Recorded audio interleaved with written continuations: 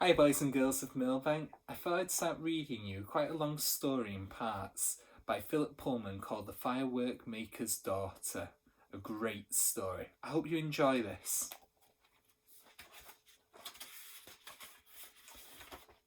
1,000 miles ago, in a country east of the jungle and south of the mountains, there lived a firework maker called Lal Shand and his daughter, Leela. Lal Shand's wife had died when Leela was young. The child was a cross little thing, always crying and refusing her food. But Lal Shan built a cradle for her in the corner of the workshop, where she could see the sparks play and listen to the fizz and crackle of the gunpowder. Once she was out of her cradle, she toddled around the workshop, laughing as the fire flared and the sparks danced. Many a time she burnt her little fingers, but Lal Shan splashed water on them and kissed her better, and soon she was playing again.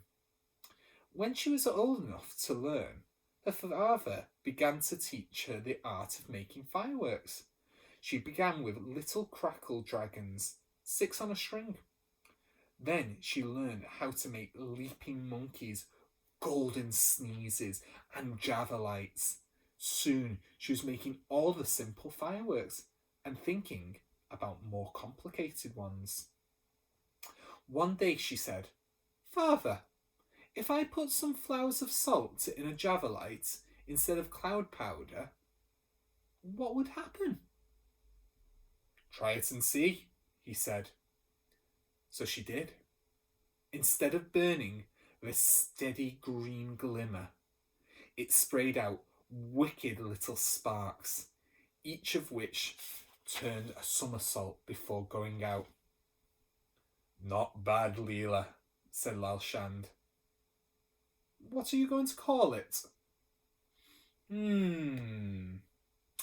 "Tumbling demons," she said. "Excellent. Make a dozen and we'll put them into the New Year festival display." The tumbling demons were a great success, and so were the shimmering coins that Leela invented next. As time went on, she learned more and more of her father's art, until one day she said, "Am I a proper firework maker now?" "No, no," he said. "By no means. Ha! You don't know the start of it. What are the ingredients of a flyaway powder?" I don't know." "And where do you find thunder grains?" I've never heard of thunder grains." "How much scorpion oil do you put in a Krakatoa fountain?" "A teaspoonful." "What? You'd blow the whole city up. You've got a lot to learn yet. Do you really want to be a firework maker, Leela?" "Oh, of course I do. It's the only thing I want." "I was afraid so," he said. "It's my own fault. What was I thinking of? I should have sent you to my sister, Jamvati, to bring you up as a dancer. This is no place for a girl. Now I come to think of it, and just look at you. Your hair's a mess, your fingers are burned and stained with chemicals. Your eyebrows are scotched. How am I going to find a husband for you when you look like that?" Leela was horrified. "A husband?" "Well, of course. You don't imagine you can stay here forever, do you?" They looked at each other as if they were strangers. Each of them had quite the wrong idea about things, and they were both alarmed to find it out. So Leela said no more about being a firework maker, and Lal Shan said no more about husbands. But they both thought about them all the same. Now the king of that country owned a white elephant. It was the custom that whenever the king wanted to punish one of his courtiers, he would send him the white elephant as a present, and the expense of looking after the animal would ruin the poor man. because the white elephant had to sleep between silk sheets, enormous ones, and eat mango-flavoured Turkish delights, tons of it, and have his tusks covered in gold leaf every morning. When the courtier had no money left at all, the white elephant would be returned to the king, ready for his next victim. Wherever the white elephant went, his personal servant had to go too. The servant's name was Chulak, and he was the same age as Leela. In fact, they were friends. Every afternoon, Chulak would take the white elephant for his exercise, because the elephant would go with no one else, and there was a reason for this.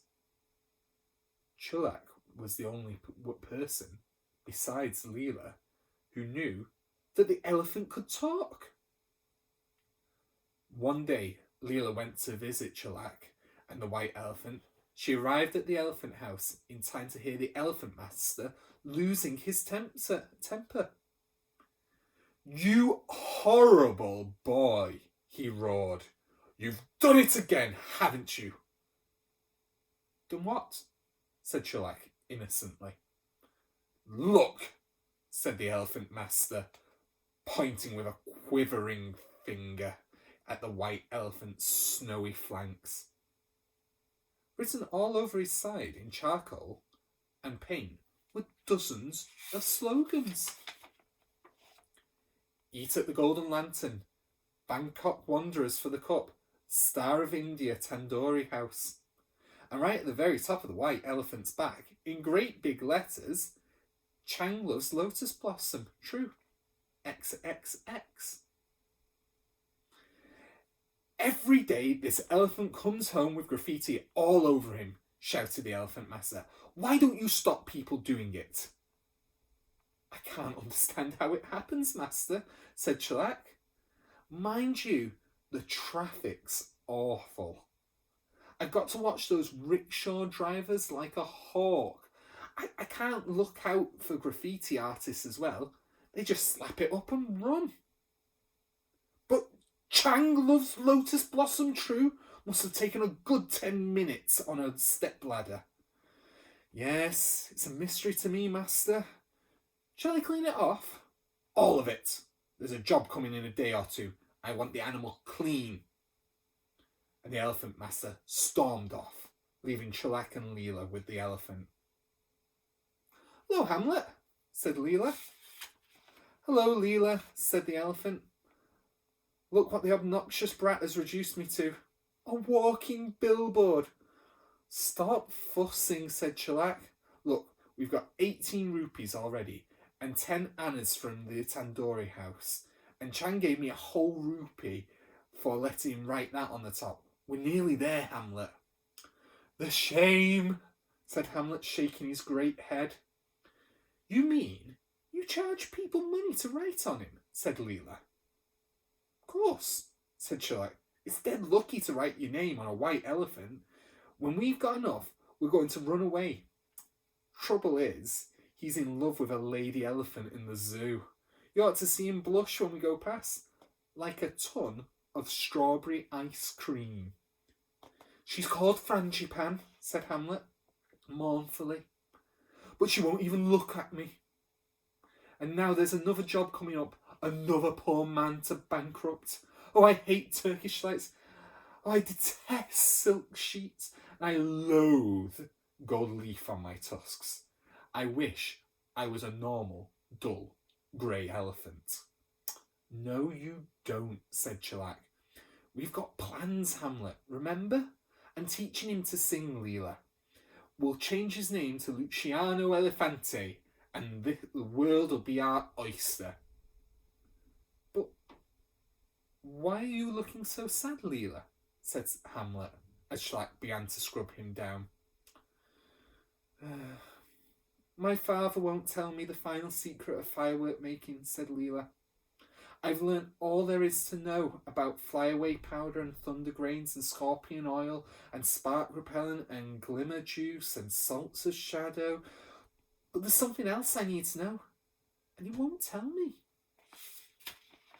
"Tricky," said Chulak. Shall I ask him for you? If he won't tell me, he certainly won't tell you, said Leela. He won't know he's doing it, said Shellac. You leave it to me. So that evening, after he'd settled Hamlet down for the night, Shellac called at the Firework-Maker's workshop. It lay down a little winding alley full of crackling smells and pungent noises, between the fried prawn stall and the batik painters. He found Loud Shand in the courtyard under the warm stars, mixing up some red glow paste. Hello, Shellac, said Loud Shand. I hear the White Elephant's going to be presented to Lord Parakeet tomorrow. How long do you think his money will last? A week, I reckon, said Shellac. Though you never know. We might run away before then. I've nearly enough to get us to India. I thought I might take up firework making when we got there. Nice trade. Nice trade, my foot, said Lal Shand. Firework making is a sacred art. You need talent and dedication and the favour of the gods before you become a firework maker. The only thing you're dedicated to is idleness, you scamp. Well, how did you become a firework maker then? I was apprenticed to my father, and then I had to be tested to see whether I had the 3 gifts. Oh, the 3 gifts, eh? Said Shellac, who had no idea what the 3 gifts were. Probably Leela did, he thought. And did you have them? Of course I did. And that's it? Sounds easy. I bet I could pass that test. I've got a lot more than 3 gifts. Puh, said Lal Chand. That's not all. Then came the most difficult and dangerous part of the whole apprenticeship. Every firework maker. He lowered his voice and looked around to make sure no one was listening. Every firework maker has to travel to the grotto of Razvani, the fire fiend in the heart of Mount Merapi, and bring back some of the royal sulphur. That's the ingredient that makes the finest fireworks. Without that, no one can ever be a true firework maker. Ah, said Shellac. Royal sulphur. Mount Merapi. That's the volcano, isn't it? Yes, you pestilent boy. And already I've told you far more than I should. This is a secret, you understand? Of course, said Shellac, looking solemn. I can keep a secret. And Lal Shand had the uneasy feeling that he'd been tricked, though he couldn't imagine why. Well, that's the end of the first chapter. I hope you'll join me for the next chapter. See you again soon, Milbank.